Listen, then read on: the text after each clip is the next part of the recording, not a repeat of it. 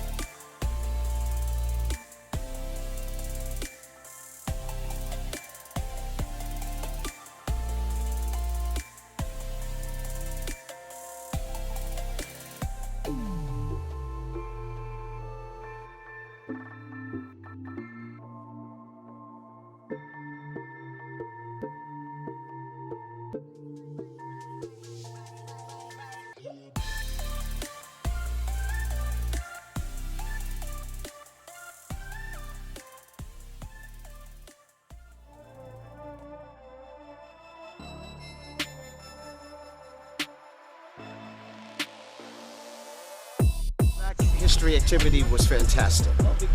It showed operational unity. It showed black economic commerce. We saw over 170 different vendors there. No arguments, no fighting. Everybody doing commerce and business. I talked to one guy, said he opened up his business because he saw one of my DVDs. The guy in tent number 1.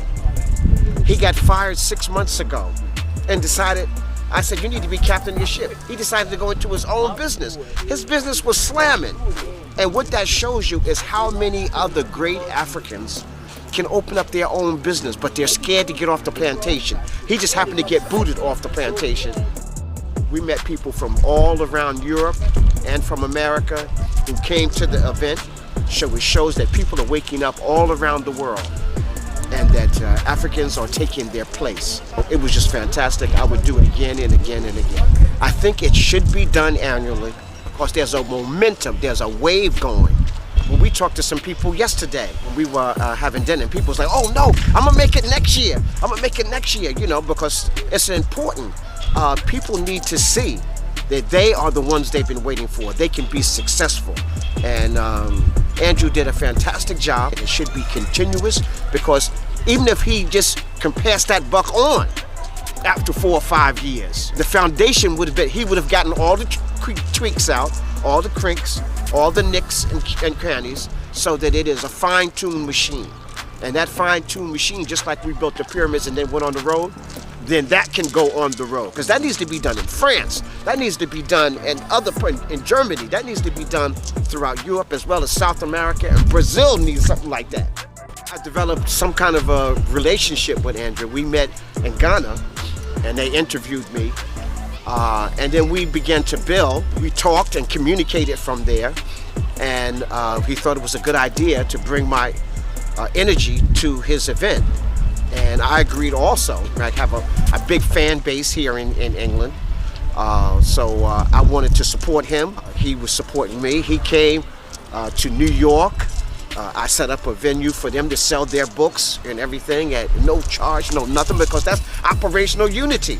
I wanted to come and to support him, number one, but I thought this was a great idea to get our message of lifting Africa up and having African entrepreneurs take charge of their life. Let me just say this, almost every day was a highlight. The whole trip was a highlight.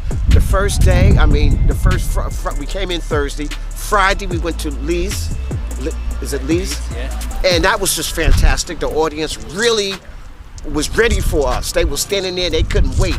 And they were thirsty and hungry for the information. All the speakers were fantastic, and it was just good to be part of that. That was Friday. Then Saturday, the big event was 170 vendors coming in. The energy, the synergy was powerful. So that was a highlight. I wanted to speak longer, but I enjoyed the time I did. And so that was great. And then Sunday, so Sunday was like my day. I took people on a tour of the British Museum, and I can see they were excited. They were asking good questions. They were enthusiastic. We had other people from other groups trying to follow us. Everybody wanted to know who we were. And we were like, we are the ancestors returning for our stuff. That's who we are. So Sunday was just fantastic, a good turnout. We broke bread, and every time we broke bread, there was a synergy being created. Every time we broke bread together, new ideas came up.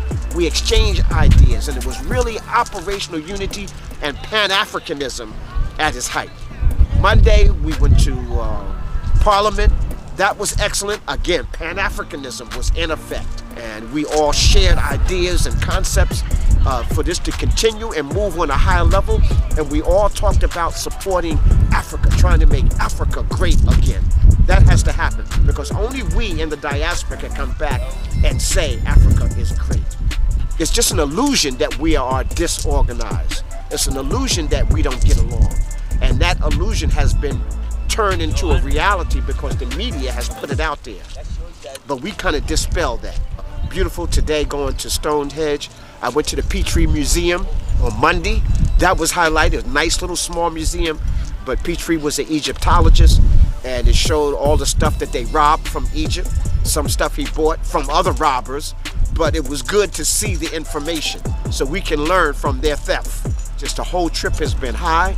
I'm on my way back to the United States, all high, and we're getting in because all my classes start in the United States. I'm teaching Mfundishi, hieroglyphics, Kemetic spiritual studies, Christology, so all our stuff is happening the very week I get back. In fact, when I get back, this Saturday and Sunday, I'm taking people to the Brooklyn Museum and then the Metropolitan Museum.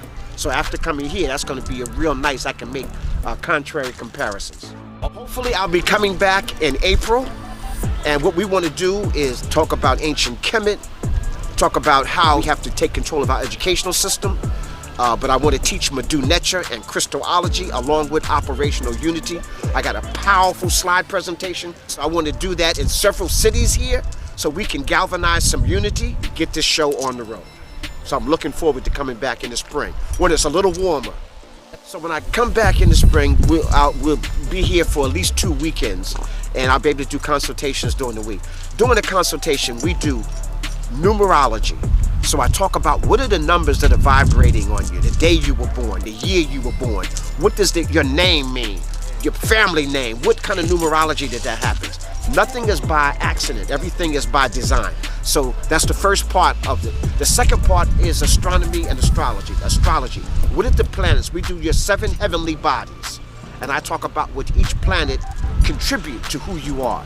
But I also let you know that just like you're playing a game of poker or bid whist or something, because the planets gave you something don't mean you have to keep it. You're the captain of your ship. You can change it. So if you're stingy right now and you're tired of being stingy, you can do that.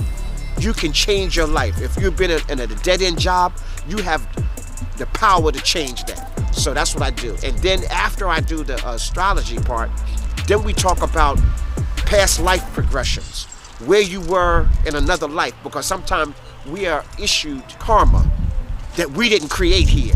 We're born with certain karma. There's a racial karma. There's family karma, there's children karma, and then there's karma you create by just making bad decisions. So we go over that. Then I talk about where do you want to go in your life, and we create a map to get there. And in my book, Spiritual Warriors Are Healers, I break that down. We talk about the stones that will help you on your journey. We talk about the colors that will help. We talk about the vibrations. We talk about the places. We talk about different things in your life that will help you. But I also talk about what are the obstacles holding you back.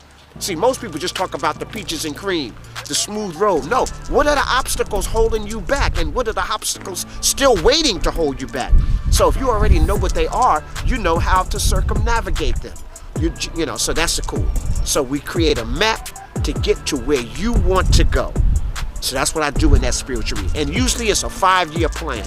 See, if you create a plan and don't have a date next to it, it's just a wish. And it's okay if 5 years you haven't gotten there, but at least you got a map.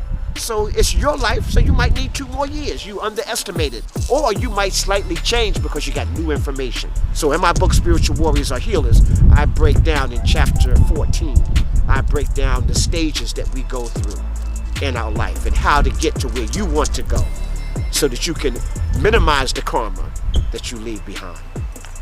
Do it.